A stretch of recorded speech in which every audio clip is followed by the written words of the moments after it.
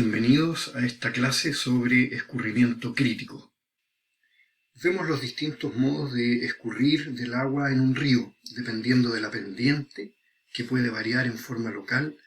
Cuando es alta, el agua va a tener menores profundidades, aguas someras y altas velocidades, mientras que cuando la pendiente sea menor, el agua va a tender a tomar mayores profundidades y una velocidad más moderada. Velocidades del orden de 1 metro por segundo estarían en el límite entre estas dos definiciones de flujos de torrente y flujos de río.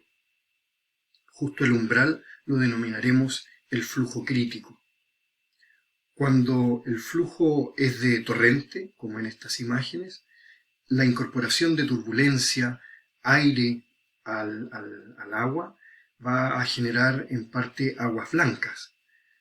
Será acá dominante el efecto de las ondas superficiales por sobre la turbulencia.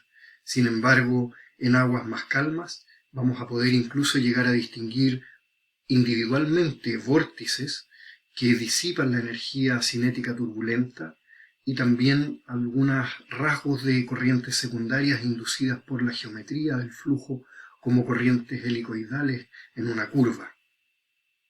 Ahora bien, cuando el agua encuentre obstáculos como las ramas de la orilla o los troncos, o también, como en esta imagen, una cepa de un puente, se van a producir ondas de choque.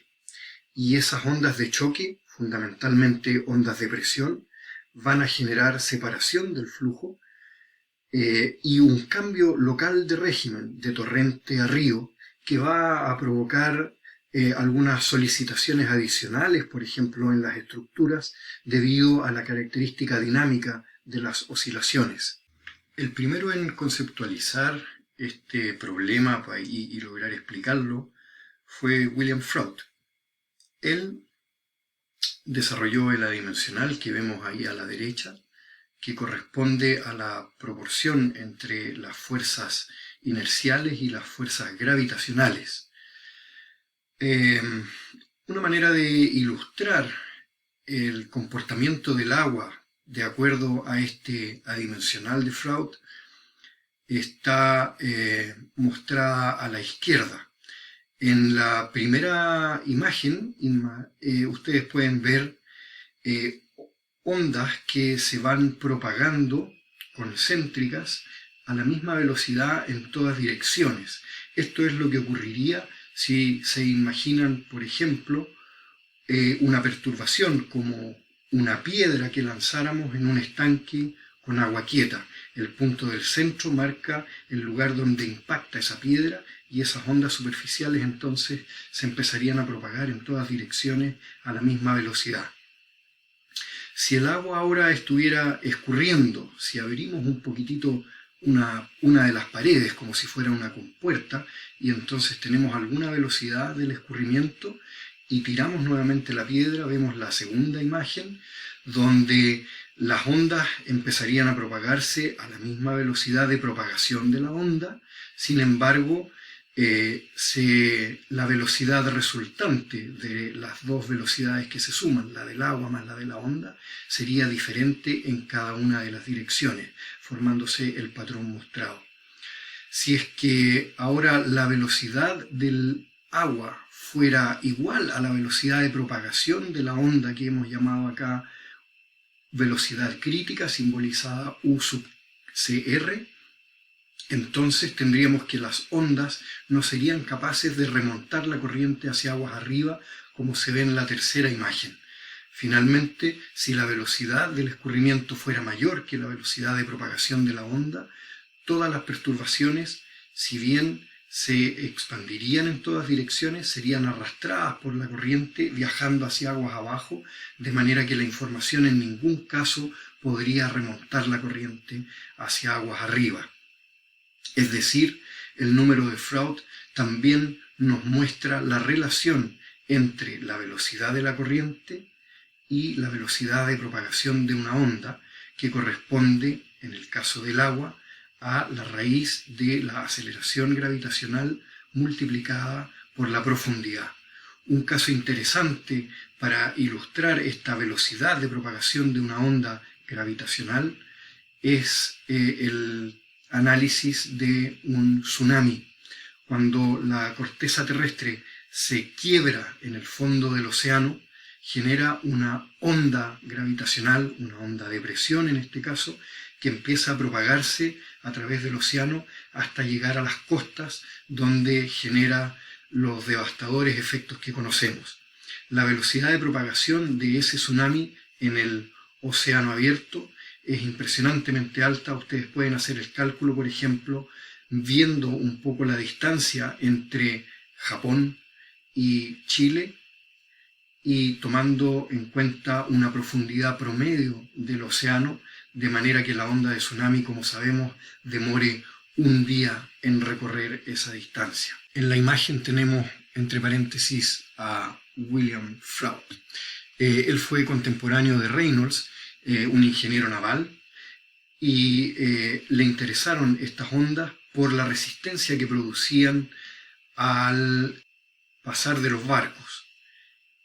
Buscaba entonces una manera de generar ondas, por ejemplo, con una velocidad apropiada del barco, que generara ondas que produjeran menor resistencia a fin de disminuir el consumo de combustible, en aquel tiempo carbón para las calderas, y entonces lograr una autonomía mayor, de manera que los barcos pudieran recorrer las distancias que en ese tiempo eran deseadas, desde Europa a India, desde Europa a Asia, desde Europa hacia América y otras colonias.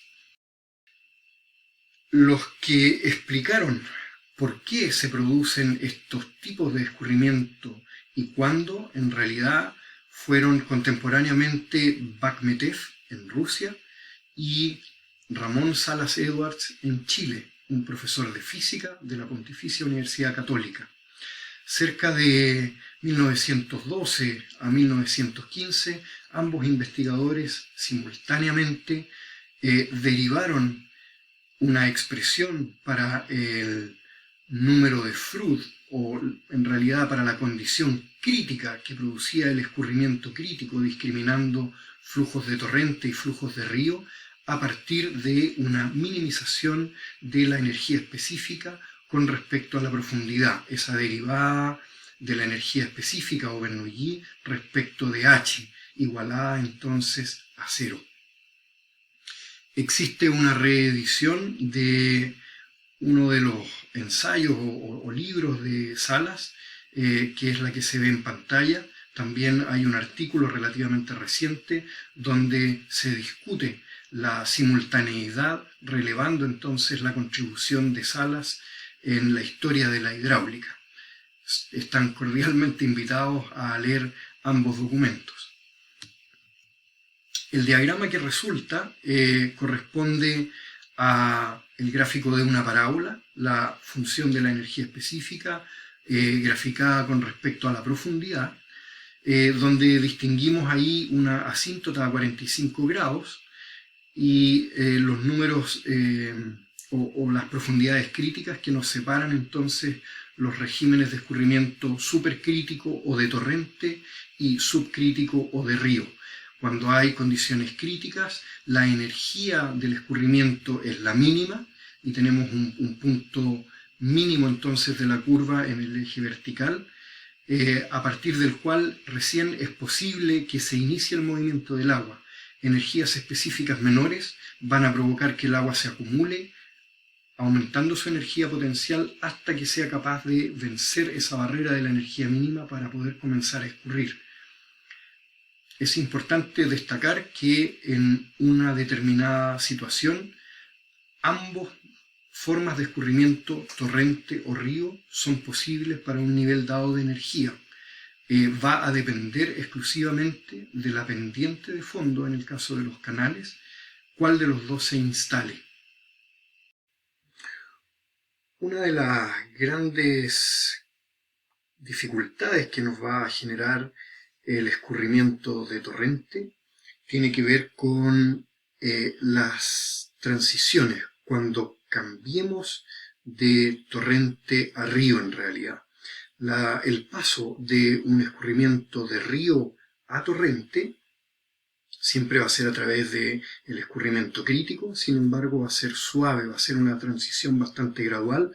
Si se imaginan un río bastante sinuoso que llega de pronto a una cascada vertical, entonces si ustedes miraran de lado un corte longitudinal de ese perfil, lo que verían es una superficie libre que se va simplemente acelerando, deprimiendo un poco y se transforma en ese chorro vertical de la cascada. Sin embargo, cuando es al revés, cuando tenemos una alta pendiente con un flujo muy bajo y de alta velocidad y de repente la pendiente cambia abruptamente, disminuye, entonces se va a generar allí una onda de shock que conocemos como resalto hidráulico y que es la que vemos en pantalla en un canal de regadío en la zona de Talca, por ejemplo. Pueden observar que la altura que adopta el resalto, la profundidad del agua después de que se produce esta onda de choque es bastante mayor a la profundidad que tiene antes de llegar al punto donde cambia la pendiente. Si es que no consideramos que el régimen de flujo va a cambiar de torrente a río en el diseño del canal, indudablemente la excavación no sería suficiente y el resultado sería nefasto, ya que en el resalto y aguas abajo el canal tendería a desbordarse completamente. Por lo tanto, es muy importante verificar el número de Froude en toda la extensión de un canal y en caso de que se produzcan estas transiciones, preparar la estructura hidráulica de manera de que no genere problemas. Lo típico en todo caso es que nuestros ríos tengan pendientes inferiores a la pendiente crítica, desde el Valle Central hasta la costa, en el caso chileno, y también los canales de evacuación de aguas lluvia, de riego, las alcantarillas para conducir las aguas servidas, se diseñan también con pendientes menores a la crítica. No así tenemos el caso de las calles. Las calles normalmente tienen pendientes que pueden ser superiores a la crítica y entonces durante los anegamientos, las inundaciones, las tormentas intensas de lluvia, podemos observar escurrimientos supercríticos por las calles y también resaltos hidráulicos como el que se ve en esta esquina acá en el barrio universitario al frente de la rectoría. Para tratar el resalto hidráulico se hace un balance de cantidad de movimiento tomando como volumen de control todo el resalto hidráulico. La profundidad aguas arriba corresponde a la profundidad de torrente y la profundidad aguas abajo corresponde a la profundidad de río. De allí se obtienen estas profundidades que se denominan H1 y H2 y se conocen como alturas conjugadas del resalto. La relación entre ambas alturas depende exclusivamente del número de Froude, del escurrimiento. Según la magnitud del número de Froude, tenemos resaltos que van a tener distintas características. Arriba, por ejemplo, en esta imagen, un resalto ondulante, donde solamente se distingue una pequeña ondulación superficial. Interesante el resalto oscilante para números de Froude entre 2.5 y 4.5, donde vamos a tener una migración importante del resalto, con la consecuente carga dinámica que esto podría generar sobre una estructura como una compuerta, por ejemplo. Hay que tratar de evitar esa condición. El resalto completamente desarrollado para números de Froude sobre 4.5. Si ustedes juegan un poquitito con las magnitudes de las variables involucradas, velocidad y profundidad, pueden darse cuenta que alcanzar números de Froude del orden de 4,5 hasta 9 requiere inmensas velocidades. Es mucho más difícil estudiar la mecánica de fluidos de los escurrimientos con números de Froude mayores a 1 que los escurrimientos subcríticos. Por lo tanto, el volumen de información disponible desde el punto de vista hidráulico es muchísimo mayor para los escurrimientos subcríticos que para los supercríticos. Una de las aplicaciones del resalto hidráulico consiste en producirlo con fines de disipación de energía, como vemos acá en esta cubeta disipadora de energía. Esto está mirado desde la cresta de un vertedero lateral que permite evacuar el agua de un canal de restitución de una central hidroeléctrica. El agua va a salir entonces desde la posición del observador de esta fotografía y va a pasar por esta rampa llena de dentellones que se materializan de hormigón armado con armaduras que les permitan resistir la fuerza de arrastre y los impactos de este escurrimiento de torrente para llegar abajo a una pendiente nula en la cubeta que está acá, donde se va a producir el resalto hidráulico. Una de las dificultades técnicas que existe hoy en día es estimar mediante cálculo la longitud que va a tener ese resalto. No existe una fórmula basada en modelación matemática que nos permita inferir esa longitud. La experiencia muestra que la longitud del resalto varía en torno a entre 4 y hasta 6 o 7 veces la diferencia entre las alturas conjugadas.